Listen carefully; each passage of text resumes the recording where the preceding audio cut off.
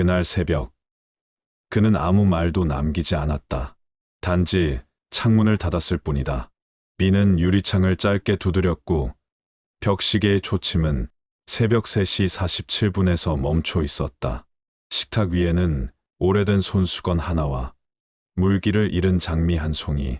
그녀는 그 새벽 조용히 사라졌다. 집 안의 공기는 젖은 나무 냄새로 가득했다.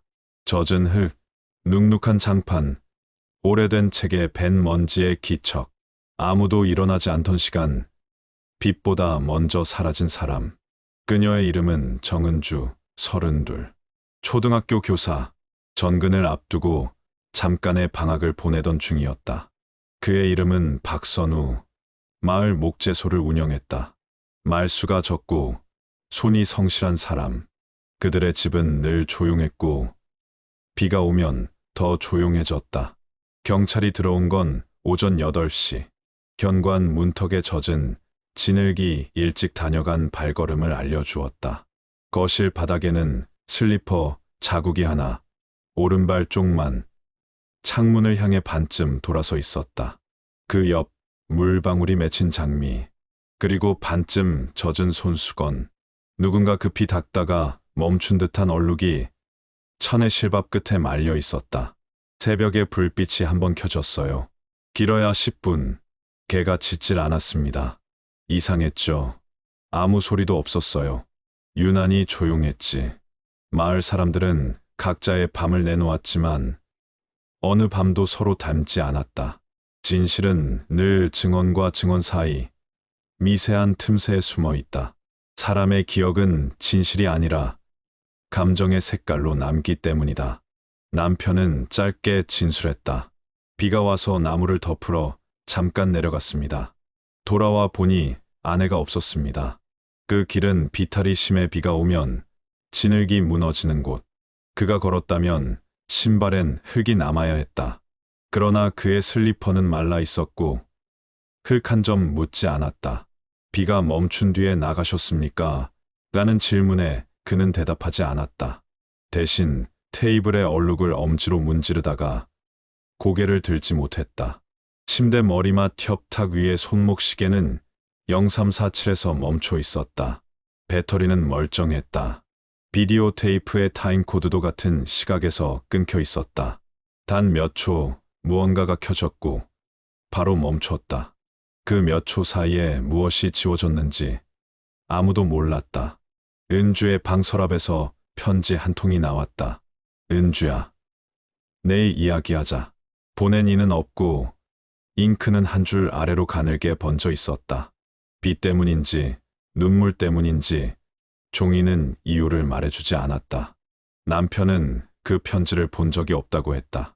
그러나 필체는 그가 쓰던 글씨와 닮아 있었다. 닮음은 곧 진실을 뜻하지 않지만 많은 진실은 닮음에서 시작된다. 창문은 안에서 잠겨 있었다. 창틀 안쪽 닫히는 방향의 틈새엔 실밥 한 줄이 얇게 끼어 있었다. 손수건의 실. 누군가 서둘러 닫았고 그 서두름이 작은 실 한 올을 놓치게 만들었다. 유리에는 희미한 손자국 엄지의 방향은 아래. 안쪽에서 닫은 손의 흔적. 누가 닫았는지보다 왜 닫았는지를 묻는 편이 이 집에선 더 정확한 질문이었다. 학교에서 가져온 서류철 사이 그녀가 적어둔 문장이 있었다. 사람은 기억을 지울 수 없다. 다만 감당하기 위해 다른 기억을 만든다. 선생님은 아이들에게 사랑과 용기를 가르쳤다. 그러나 선생님 자신에게는 그 둘 사이의 진실이 쉽지 않았을 것이다. 사람은 남에게 쉬운 것을 자신에게 가장 어렵게 남겨둔다. 사건 하루 전날 우체국 등기 발송 기록이 확인되었다. 보낸 사람 정은주, 받는 사람 기록 없음, 수신인 없음. 분명히 보냈지만 도착하지 않을 편지. 편지는 주소를 가져야만 길을 찾는다. 주소가 지워진 편지는 결국 보낸 사람에게 돌아온다. 그녀는 무엇을 돌려받으려 했을까? 아니면 무엇도 돌려받고 싶지 않았을까? 밤, 집 앞을 우산 없이 지나간 여자의 실루엣을 봤다는 증언이 나왔다. 그 방향은 마을로 내려가는 길이 아니라 산 쪽 묘지로 향하는 오솔길. 사람들은 고개를 저었다. 그 여자가 거길 왜 가요? 그러나 진실은 종종 상식의 반대편에 선다. 이해될 수 없기에 오히려 진실인 경우가 있다. 집은 사람보다 오래 기억한다. 벽, 창, 문, 손잡이. 손길이 머물던 곳에 체온이 남고 체온이 식은 자리에 이야기가 남는다. 거실 유리의 가장자리에 밤마다 서서히 생겨나는 윤곽. 가끔은 5손가락, 가끔은 4손가락. 그 자국의 방향은 늘 아래였다. 안에서 닫은 손의 방향. 다친 것은 창이었을까? 아니면 마음이었을까?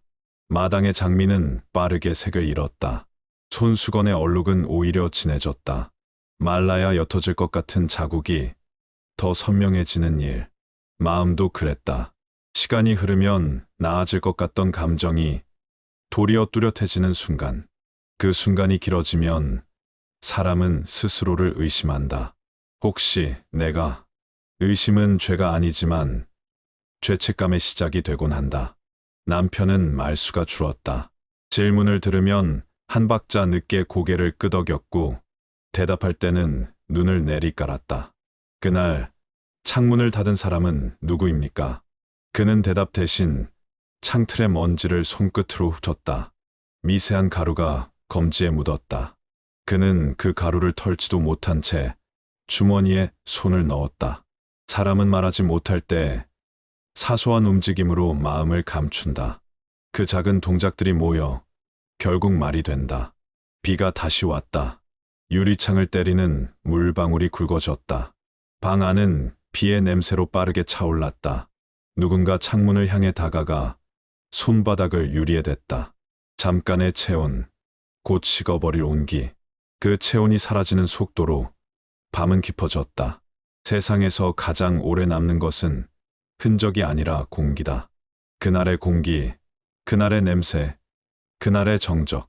이 집은 아직 그것들을 품은 채 아무 일도 없었다는 듯 침묵한다. 그러나 침묵이야말로 가장 길게 남는 진술이다. 다음 장면은 결국 그 창문으로 돌아간다. 닫힌 창, 닫힌 시간.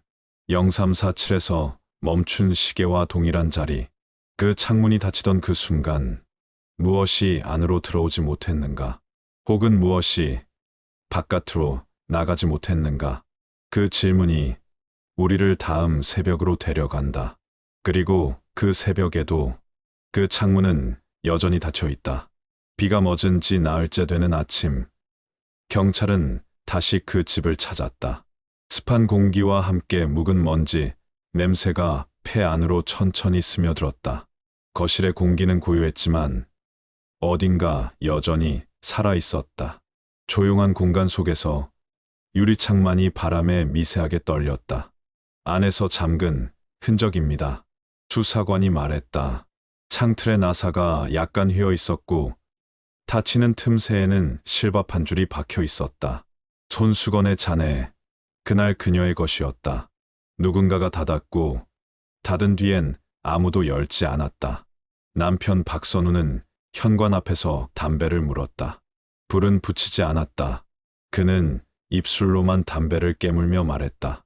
비가 와서 나무를 덮으러 나갔습니다. 그때 아내는 자고 있었습니까? 그는 고개를 끄덕였다. 그랬을 겁니다. 그러나 그의 대답은 기억이 아니라 기대에 가까웠다. 사람은 죄책감을 느낄 때 기억의 순서를 바꾸거나 장면의 일부를 지운다. 기억의 편집은 거짓말이 아니다. 그건 생존 본능이다. 시계가 멈춘 시각은 새벽 3시 47분. 그때 전력 기록에는 미세한 흔적이 남았다. 전등은 꺼져 있었지만 콘센트는 잠시 켜졌다. 단 몇 초. 불빛보다 짧은 시간. 무언가 켜지고 그 직후 꺼졌다. 누군가가 그 몇 초 동안 무언가를 멈췄다. 테이프가 끊긴 이유를 아십니까? 그는 고개를 저었다. 모릅니다. 그러나 그의 손은 여전히 떨리고 있었다. 마을의 사람들은 서서히 입을 닫았다. 그 부부는 사이가 안 좋았어요. 아니야, 조용했어. 싸우는 걸 본 적 없어. 증언은 언제나 서로를 부정했다. 사람의 기억이 아니라 감정이 말하기 때문이다. 누군가는 그를 불쌍히 여겼고 누군가는 그를 의심했다. 창문에 남은 손자국을 조사하던 기술 요원이 말했다. 엄지 방향이 아래입니다. 안쪽에서 닫은 겁니다. 창문은 완벽히 닫혀 있었지만 유리의 가장자리에 희미한 체온 자국이 남아 있었다. 시간이 지나면서 그 온도는 식었고 대신 미세한 먼지가 자리를 채웠다. 사건 후 이틀째 밤, 비는 다시 내렸다. 그는 혼자 거실에 앉아 있었다. 불을 켜지 않았다. 유리창 밖으로 떨어지는 빗방울이 시간의 잔해처럼 창문을 타고 흘러내렸다. 그는 그 창을 바라보았다. 오래된 버릇처럼 눈빛엔 익숙한 두려움이 깃들어 있었다. 그날 창문을 닫은 사람은 누구입니까? 그는 대답하지 않았다. 그의 손끝이 창문 손잡이를 천천히 따라갔다. 금속의 차가운 감촉이 손바닥을 스쳤다. 손끝이 닿을 때마다 숨소리마저 고요해졌다. 사람은 닫힌 공간을 두려워하면서도 그 안에서만 안심한다. 닫힌 문, 잠긴 창, 꺼진 불, 모두가 불안을 감추는 장치이자 마음의 피난처다. 그에게 창문은 단순한 유리가 아니라 그날의 시간이었다. 닫힌 창은 그날의 마지막을 품고 있었다. 비가 그치자 달빛이 창틀 사이로 스며들었다. 그는 천천히 유리를 닦았다. 손바닥이 지나간 자리엔 먼지가 지워지고 그 아래에서 오래된 자국 하나가 드러났다. 5 손가락, 그리고 그보다 작은 또 하나의 손자국, 그녀의 것이었다. 그는 눈을 감았다. 창문 너머 어둠 속 어딘가에서 짧은 빗소리와 함께 낮은 숨소리가 섞였다. 그 소리는 바람이었을 수도 기억이었을 수도 있었다. 그러나 그의 귓가엔 분명 누군가의 목소리가 맴돌았다. 내일 이야기하자. 그 말은 여전히 그 집 안에 있었다. 유리는 다시 차가워졌고 그는 손을 떼지 못한 채 한참을 서 있었다.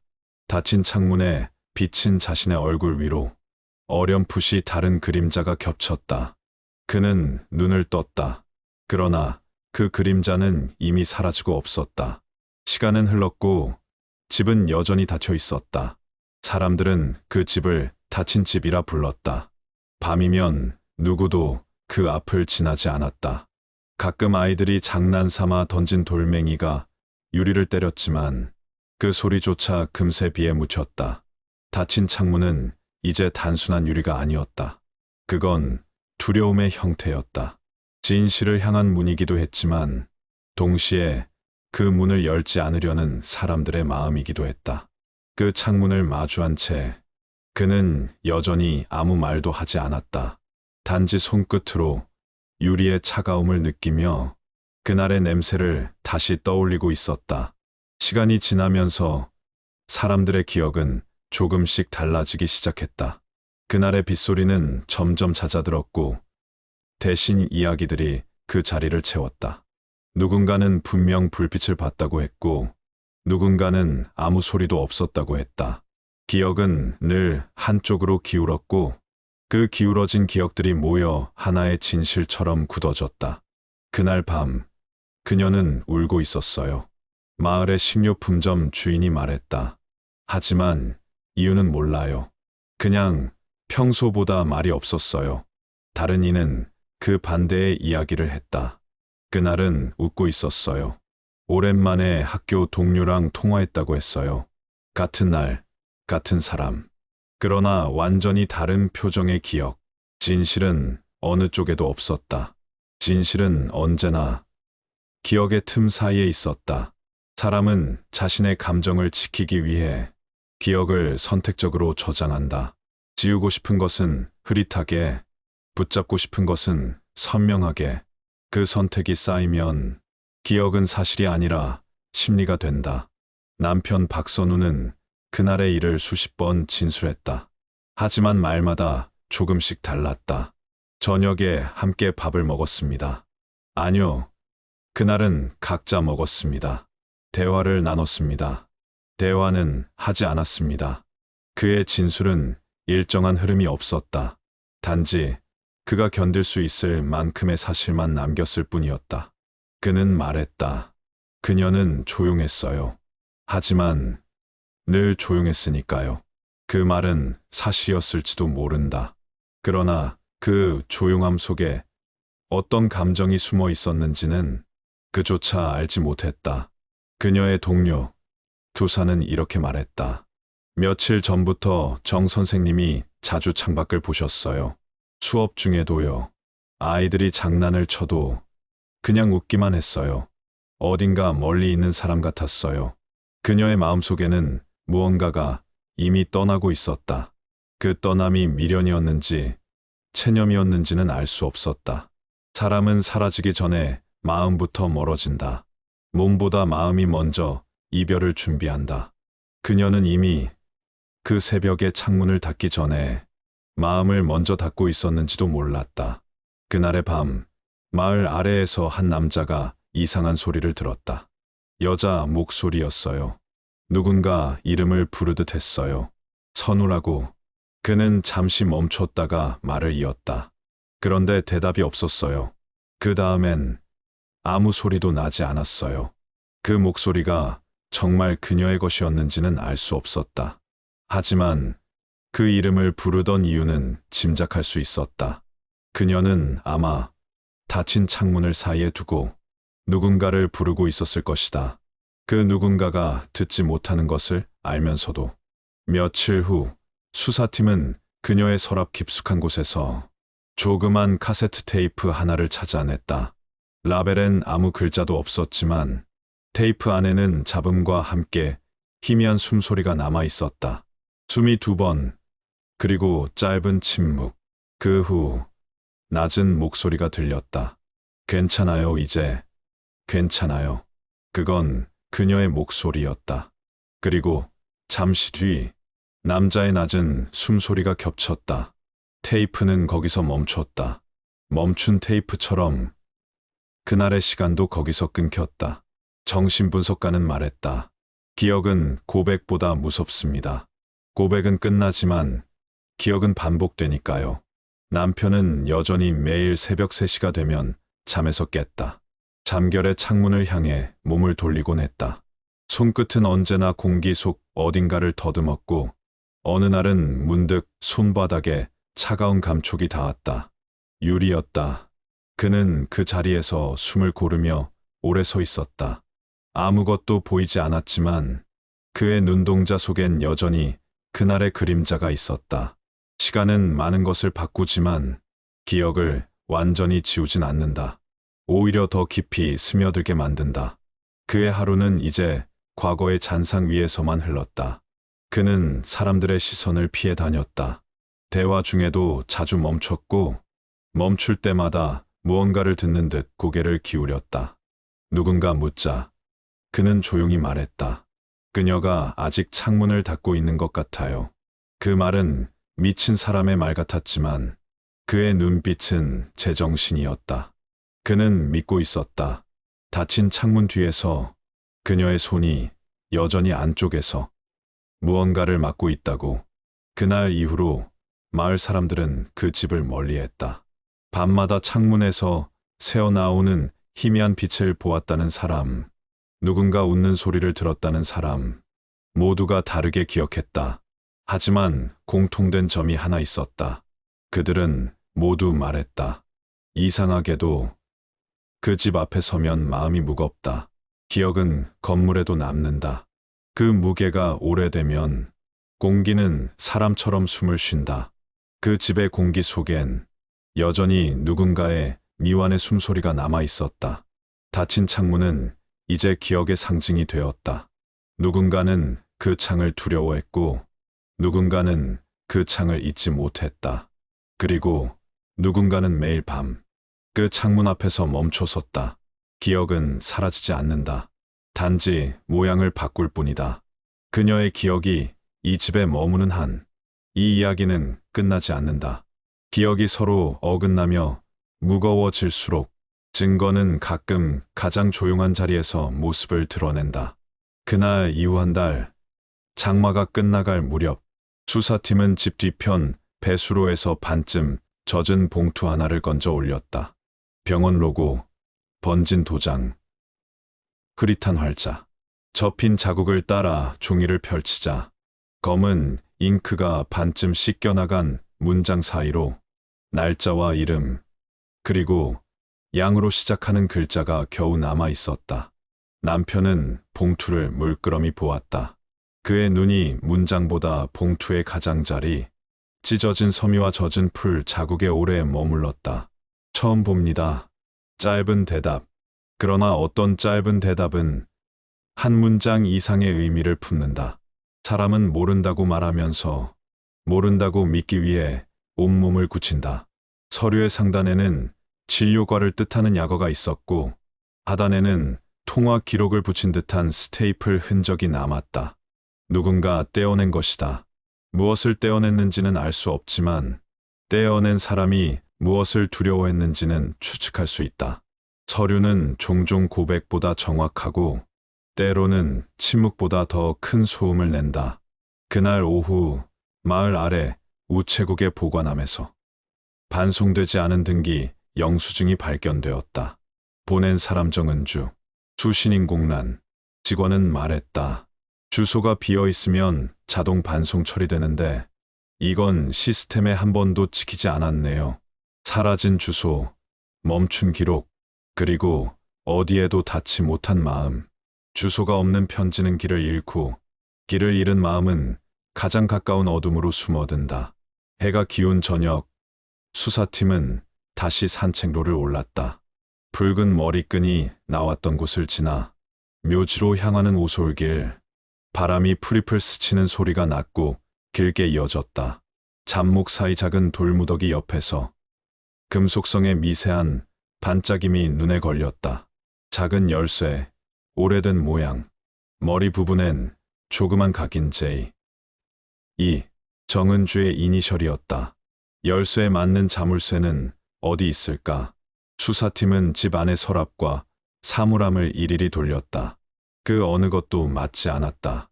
열쇠는 문을 찾지 못한 채 집 한가운데 놓인 유리 접시 위에서 밤새 식었다. 어떤 열쇠는 맞는 문을 만나지 못한 채 영영 증거로 남는다. 증거는 때때로 문을 열지 못하고 대신 사람의 마음을 연다. 다음 날 창고의 오래된 장비함에서 가느다란 금속 상자가 발견되었다. 페인트가 벗겨진 모서리, 사람 손이 닿지 않은 먼지의 두께, 자물쇠 구멍은 열쇠와 같은 각을 가졌다.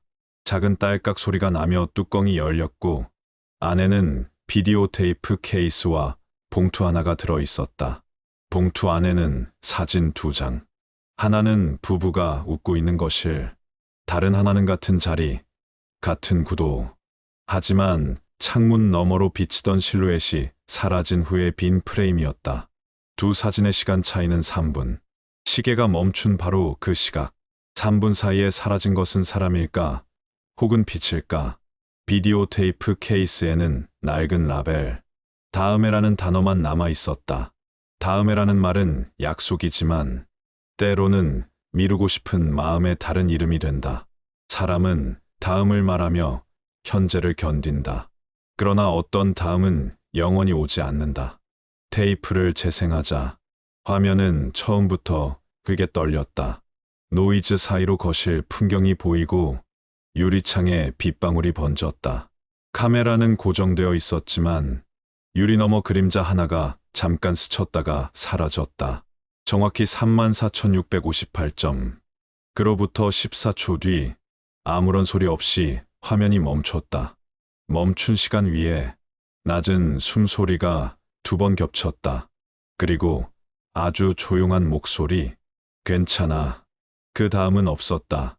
테이프가 멈춘 순간 남편의 어깨가 아주 미세하게 흔들렸다.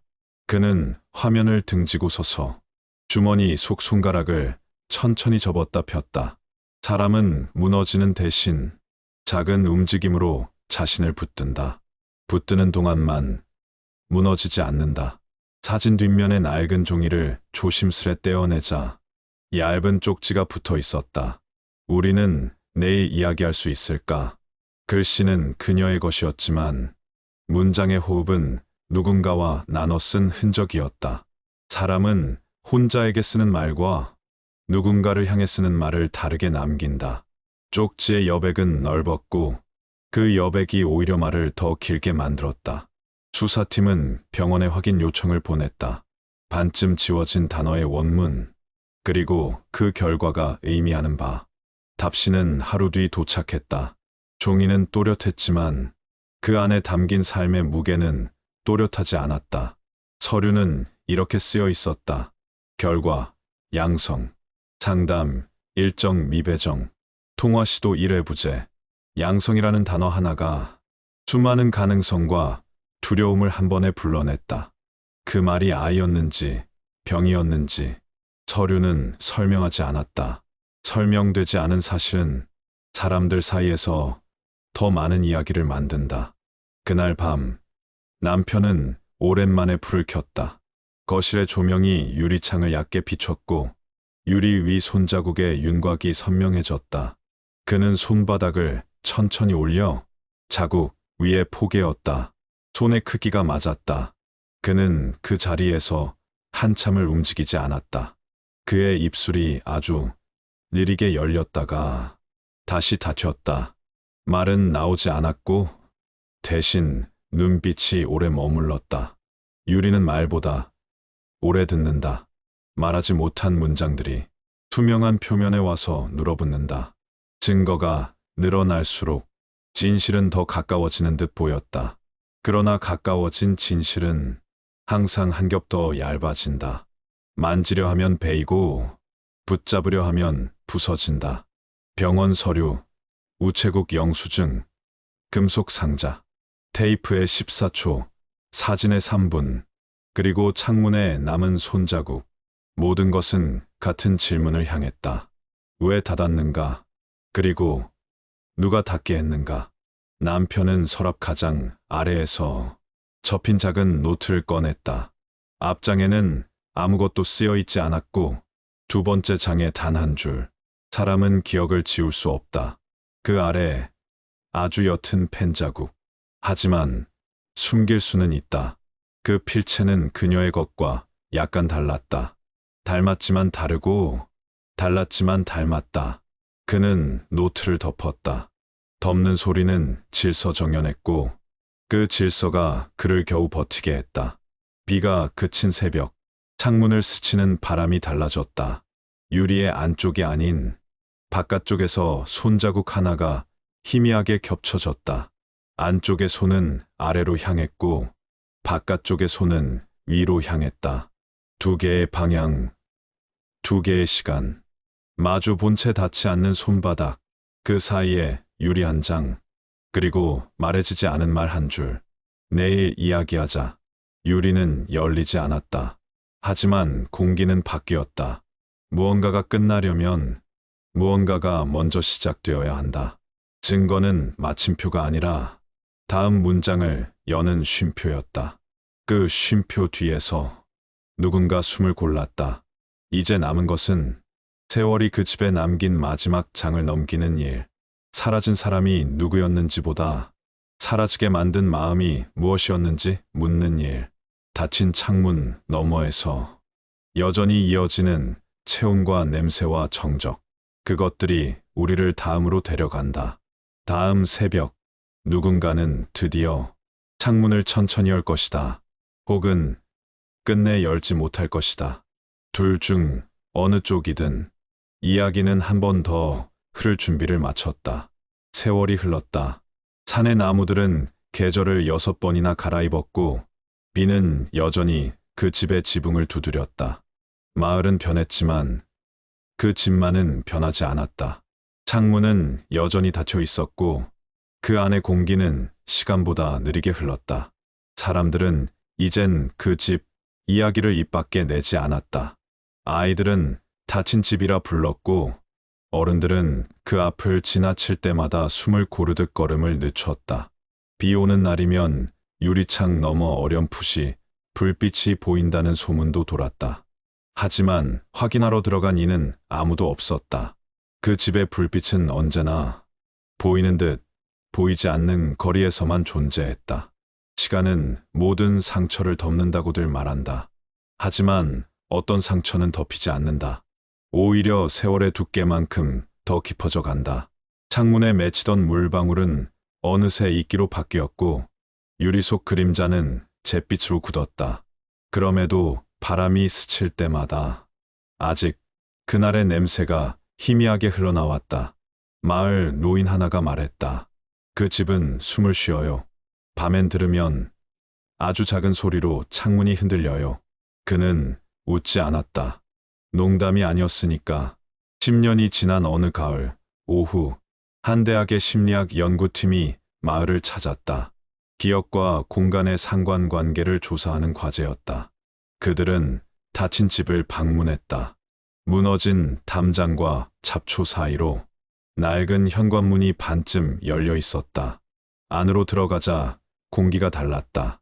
햇살은 유리를 통과하지 못했고 모든 물건들이 시간 속에서 멈춘 듯 서 있었다. 식탁, 위에 컵, 서랍 안에 손수건, 그리고 시계. 바늘은 여전히 새벽 3시 47분을 가리키고 있었다. 연구팀의 한 학생이 유리창 쪽으로 다가갔다. 그는 잠시 숨을 멈췄다. 교수님, 이거 보이세요? 창문에는 희미한 손자국 2개가 겹쳐 있었다. 안쪽의 손은 아래로, 바깥쪽의 손은 위로. 그 사이는 여전히 닿지 않은 공기였다. 교수는 조용히 말했다. 사람의 기억은 이 집처럼 남아요. 닫힌 채 안에서 썩어가거나 누군가가 문을 열어주기를 기다리죠. 그녀는 손끝으로 유리를 만졌다. 차가웠다. 그 차가움 속에서 잠시 누군가의 체온이 느껴졌다. 하지만 그건 착각이 아니었다. 착각이 반복되면 그건 기억이 된다. 그녀는 한참을 서 있었다. 그리고 낮은 목소리로 중얼거렸다. 내일 이야기하자. 유리창 너머로 바람이 흔들렸다. 그 바람 속에 누군가의 대답이 아주 조용히 스며들었다. 이제 괜찮아. 연구팀이 떠난 뒤 마을 사람들은 다시 그 집을 이야기하기 시작했다. 누군가는 말없이 다녀갔다고 했고 누군가는 문이 열려 있었다고 했다. 하지만 그날 이후 그 창문은 더 이상 닫혀 있지 않았다. 유리는 반쯤 열려 있었고 그 안에서 바람이 드나들었다. 그 후로는 비 오는 날에도 그 집 앞을 지날 수 있었다. 이상하게도 더 이상 무섭지 않았다. 공기 속의 냄새가 바뀌어 있었다. 비와 흙, 그리고 오래된 꽃향기. 누군가는 그 향을 기억의 냄새라 불렀다. 사람은 사라져도 이야기는 남는다. 이야기가 남으면 누군가는 다시 묻는다. 그날 새벽, 무슨 일이 있었을까? 하지만 그 질문에 대한 대답은 이미 창문 너머 바람 속에 있다. 답을 찾는 게 아니라 그날을 잊지 않는 것이 중요하다. 기억은 진실보다 오래 간다. 그리고 세월은 그 기억을 부드럽게 덮는다. 유리는 여전히 차갑지만 그 안에서 들려오는 소리는 더 이상 슬프지 않았다. 그건 기다림이 끝났다는 신호였다. 2002년의 여름은 그렇게 끝났다. 그리고 세월은 흘렀지만 기억은 사라지지 않았다. 닫혀있던 창문은 이제 열려 있었고 그 집은 다시 숨을 쉬고 있었다. 바람은 산 아래로 흘러가며 말했다. 세월은 흘렀지만 기다림은 사라지지 않았다. 그 말은 어쩌면 우리 모두에게 전하는 위로였을지도 모른다.